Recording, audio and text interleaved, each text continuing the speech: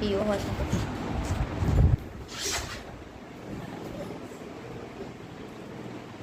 જો મિત્રો હું તમને એક વસ્તુ બતાવું. આ છે ને સુરતમાં વધારે વરસાદ છે ને તો મારા હાહરા છે ને અમારા દાદા દૂધની એજન્સી છે ને એટલે દૂધ આપવા ગયા હતા બપોરે સવાર 9 વાગે. તો સુરતમાં છે ને આઈ માતા રોડ ઉપર બહુ જ વરસાદ છે ને બહુ જ તે પાણી ભરાઈ ગયું છે ને તો એ સવારના આઈ માતા રોડ ઉપર ત્યાં ફસાઈ ગયા છે.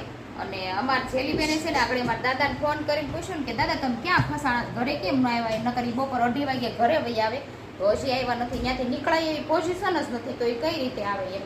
તો અમારા શૈલીબેને ફોન કરીને પૂછ્યું દાદા તમે કેમ નથી આવ્યા એમ. દાદા એમ કીધું કે અહીંયા બહુ વરસાદ છે એ કે અને પાણી ઉતરી જાય ને પછી હું આવીશ. તો અમારા શૈલીબેને એમ કીધું દાદા તમે ખાધું કે નહીં? એટલે અમારા દાદા એમ કીધું કે હું ભૂખ્યો નહીં, મેં ખાધું નથી પણ પછી હું અહીંયા આવીને ઘરે આવીને ખાઈ લઈશ. તો અમારા શૈલુબેન ત્યારના રોવે છે કે દાદા સવારના ભૂખ્યા છે અને અહીંયા બેઠા છે એ કે તો હજી દાદા ઘરે નથી આવ્યા. આમ જો જોઈ રોવે જો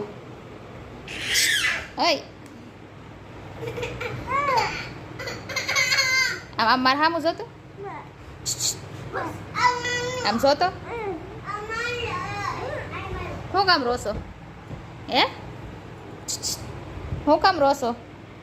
દાદાએ એમ કીધું ને કે મેં હજી ખાધું નથી અને હું સવારનો હલવાણું છું ને બહુ બધું પાણી છે અને હજી હું નીકળી શકું એમ નથી એમ. તો જેલી છે ને સવારની ત્યાર મેં ફોન મૂકી દીધો ને તો ત્યારની રોવે છે. એટલે મેં એમ કીધું કે કેમ રોશો? તો કે દાદા મને એમ કહેતા હતા કે આ મેં ખાધું નથી ને હું સવારનો હલવાણો છું. મેં કીધું એવું કાંઈ ન દાદા, તો પાણી ઉતરી જાય ને આવશે. પણ એ જો સમજો આમ કરતો કેમ રોશો? ઓય પિયલ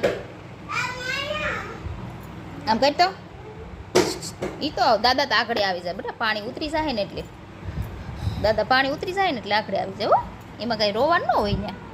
તે વાત તો કરી એને કરી ને વાત હે વાત તો કરી ને તે દાદા રે હે શું કીધું તને? શું કીધું દાદા? જો ભાઈ એમ કે રોમા એમ જો ભાઈ એમ કે સાને રાખ દાદા વહી આવશે આગળ કે આગળ વહી આવશે કે પાણી ઉતરી જાય ને એટલે કે દાદા તો આગળ વહી આવશે પાણી ઉતરી જાય ને એટલે. હો રોવાનું ન હોય કઈ એમાં. હા રોવાનું નહીં કે સાની રહી જા કે